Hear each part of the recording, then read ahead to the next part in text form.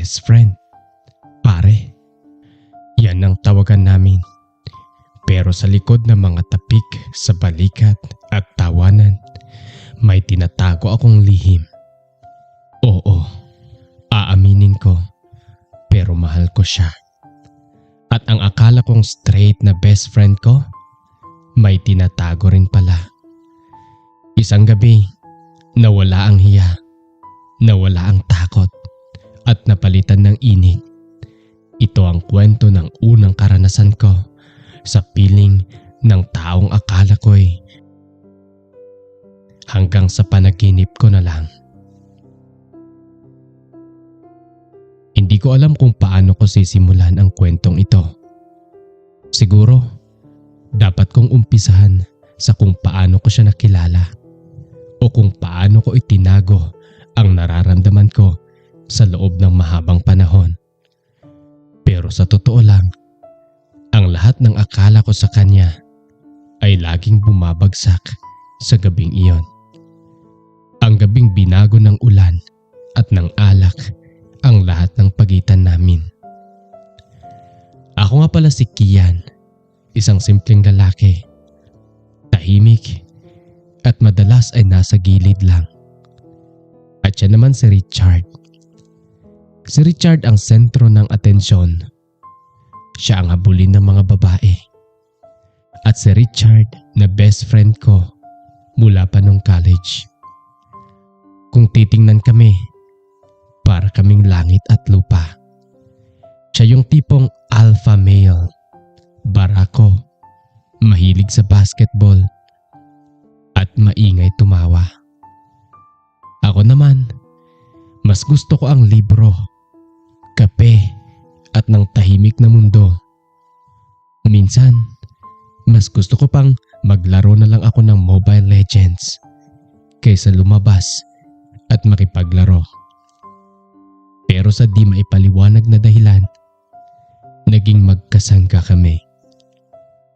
Sa loob ng 3 taon, naging master ako ng pagpapanggap. Master ako sa pagpapatawa kapag nagkukwento siya tungkol sa mga babaeng dinidate niya.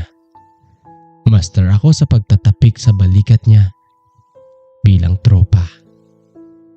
Kapag nasasaktan siya, kahit na sa loob-loob ko, gusto ko siyang yakapit ng mahigpit, nang higit pa sa magkaibigan. Mahirap, sobrang hirap magkagusto sa taong alam mong hanggang pangarap lang. Kasi sa isip ko, straight si Richard. Wala akong pag-asa hanggang sa dumating ang gabing yumanig sa buong mundo ko. Biyernes nun, katatapos lang ng midterms namin at nagyaya si Richard na uminom sa apartment niya. Siya lang mag-isa doon dahil umuwi na sa probinsya ang kanyang mga housemates. Nung una, ayoko sana. Natatakot ako na baka kung makainom ako, may masabi akong hindi dapat. Baka nga matulas ako. Pero mapilit si Richard. Sabi niya, kailangan niya ng karamay dahil kaka-break lang daw nila ng girlfriend niya na si Mika. Sige na pre, pakiusap niya sa akin habang inaayos niya ang bag niya. Ikaw lang naman ang nakakaintindi sa akin eh. Shot lang tayo pampatulog. Wala na akong nagawa sa mga panahong yon. Sa huli, natagpuan ko na lang ang sarili ko na nakaupo sa sahig sa maliit niyang sala. May hawak na baso ng gin habang sa labas ay bumubuhos ang napakalakas na ulan. Ang tunog ng patak ng ulan sa bubong ay sumasabay sa kabog ng dibdib ko. Kaming dalawa lang kasi. Ang lamig ng panahon ay tila nagtulak sa amin na maglapit. Nakasando lang si Richard at shorts. Basa pa ang buhok niya dahil naligo siya bago kami magsimula. Hindi ko tuloy maiwasang mapatingin sa braso niya, sa leeg niya, at sa paraan ng pagtawa niya kahit halatang malungkot ang kanyang mga mata. Alam mo, Kian, simula niya habang nagsasalin ulit ng alak. Medyo mapungay ang kanyang mga mata. Nakakalahati kami ng bote. Minsan iniisip ko, bakit ang hirap intindihin ng mga babae? Binigay ko naman lahat, di ba? Pero kulang pa rin. Tumango lang ako at pinigilan ang sarili kong tingnan siya ng matagal. Baka hindi lang talaga kayo para sa isa't isa, pre. May darating din na mas deserving sa'yo. Natawa siya ng mapait. Deserving? Ewan ko na lang. Minsan pakiramdam ko, napapagod na ako maghanap. Buti ka pa, tahimik lang ang buhay pag-ibig. O baka naman may tinatago ka sa akin, ha? Natigilan ako. Biglang uminit ang pisngi ko. Ha? Wala no. Focus lang ako sa studies. At alam mo naman, inusog niya ang sarili niya palapit sa akin. Sobrang lapit na halos magkadikit na ang mga tuhod namin. Naaamoy ko ang pinaghalong amoy ng sabon niya at ng tapang ng alak. We, sa gwapo mong yan, imposibleng wala kang nagugustuhan. Sabihin mo na kasi sa akin. Tayo lang naman dito eh. Ang lapit ng mukha niya. Yung mga mata niya mapang-asar pero may halong lungkot. Nakatitig diretso sa akin. Gusto kong umiwas nung mga panahong yon. Pero parang hinihigop ako ng presensya niya. Ang lakas ng ulan sa labas. Pero mas malakas ang dagundong ng puso ko. Wala nga. Mahina kong sagot. Pero garangal ang boses ko. Biglang nagbago ang ekspresyon ni Richard. Nawala ang ngiti. Naging seryoso siya. Tiningnan niya ako na parang binabasa ang kaluluwa ko. Kian? Tawag niya sa pangalan ko. Pero iba ang tono. Malambing. Mababa. Bakit? Tanong ko. Hindi ako makahinga. Matagal ko na kasing napapansin. Bulong niya. Sabay abot ng baso sa kamay ko at ibinaba yon sa sahig.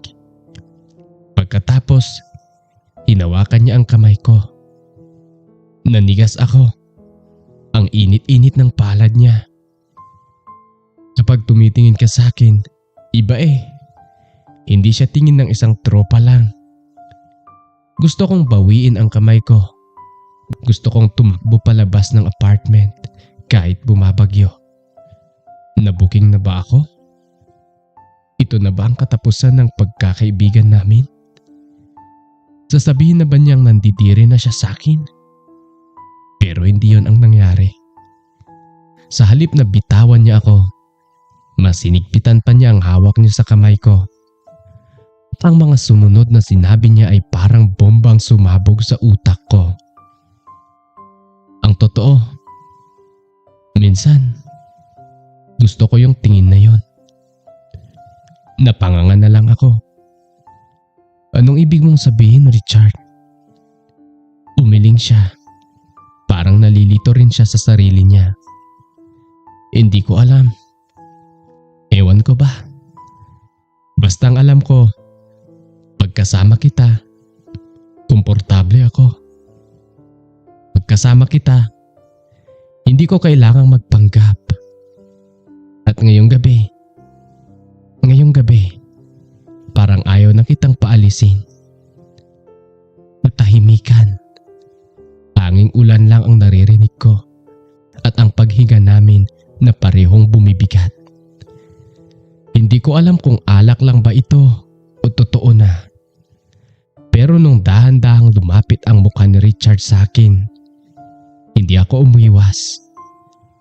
Hinayaan ko lang ang sarili ko. Naramdaman ko ang hininga niya sa pisngi ko bago tuluyang naglapat ang mga labi namin. Sa una, parang testing lang. Mababaw. Parang tinatanong niya kung okay lang ba. hindi ako tumutol at nang gumanti ako ng halik, doon na nagbago ang lahat. Naging mapusok. Naging gutom. Hinawakan niya ang batok ko at hinila niya ako papalapit habang ang kamay ko ay kusa nang yumakap sa likod niya. Ang lasa ng gin sa bibig niya. Ang init ng katawan niya. Ang bawat haplos. Lahat yun ay parang panaginip na ayaw ko nang magising. Ito yung Richard na pinapangarap ko ng malayo. Ito yung Richard na akala ko hanggang tingin ko lang. Pero ngayon, hawak ko na siya. Hawak niya ako. Kian, bulong niya sa pagitan ng mga halik namin. Hindi kami nag-usap.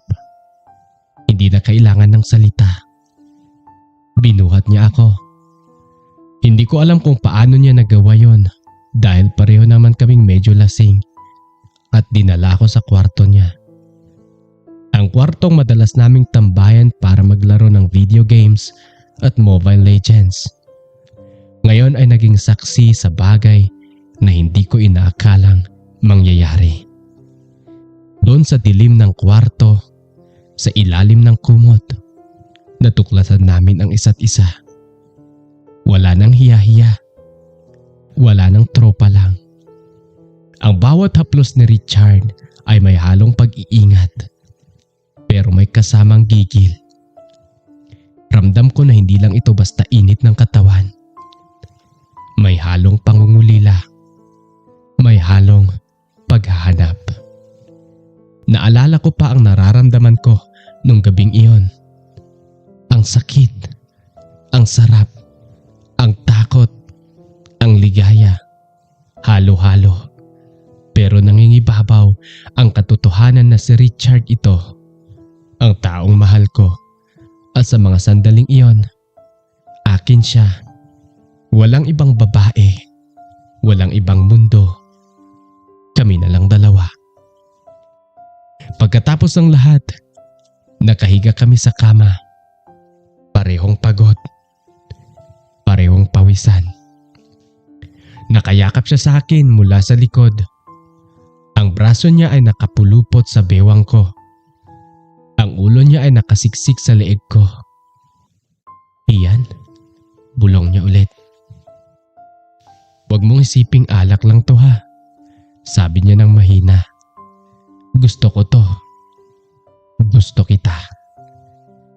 Gusto kong umiyak sa tuwa. Umarap ako sa kanya at hinalikan siya sa noo. Mahal kita, Richard. Matagal na. Ngumiti siya. Yung ngiting abot hanggang mata. Alam ko at sorry kung ngayon lang ako nagkakaganito. Susubukan natin to. Okay? Tumango ako at niyakap siya ng mahigpit. Nakatulog kami na magkayakap. Habang ang ulan sa labas ay unti-unti nang tumitila. Kinabukasan pagkagising ko, ang bigat ng ulo ko dahil sa hangover. Pero nung makita ko si Richard na nakatulog pa sa tabi ko, napangiti ako. Totoo nga, hindi to panaginip. Bumangon ako para magluto ng almusal. Pagkalabas ko ng kwarto, nakita ko ang mga kalat sa sala. Ang bote ng gin, ang mga baso, ang mga unan sa sahig. Ebidensya ng gabing nagdaan. Ilang minuto lang, lumabas na rin si Richard. Gulong-gulo ang buhok. Singkit pa ang mga mata. Medyo kinabahan ako. Paano kung pagsisisihan niya? Paano kung sasabihin niyang lasing lang siya? Habang nagpiprito ako ng itlog, yumakap siya sa likod ko at ipinatong ang baba niya sa balikat ko. Good morning, bati niya. Ang boses niya ay husky pa. Nakahinga ako ng maluwang. Good morning, Kian. Good morning. Kain tayo. Kumain kami ng sabay. may konting ilangan. Oo, hindi naman mawawala yon. Pero nandun ang pinakasimpleng tinginan. Ang mga ngiti na kami lang ang nakakaintindi. Pagkatapos namin kumain, hinatid niya ako sa sasakyan. Bago ako sumakay ng jeep, hinawakan niya saglit ang kamay ko. Walang nakakita, pero damang-dama ko ang higpit nun. Mamaya? Tanong niya.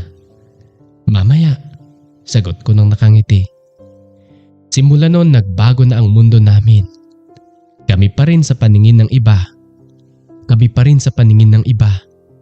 Magtropa, mag-best friend. Pero may lihim kaming mundo na kami lang ang nakakaalam. Ang simpleng akbay ay may ibang kahulugan na. Ang mga tinginan ay may kargang pangako. Hindi naging madali ang sumunod na mga buwan. Maraming tanong, maraming takot.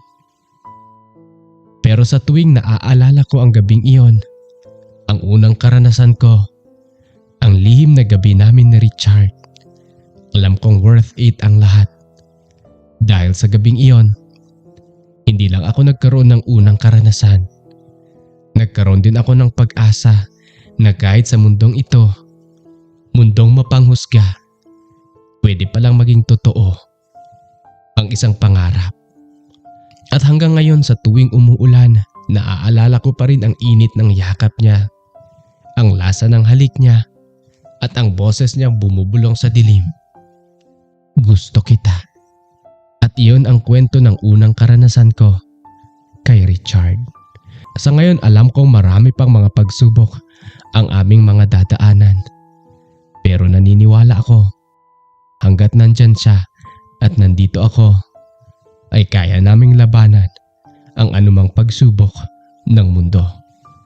Hanggang dito na lamang at maraming salamat sa pakikinig sa aking kwento.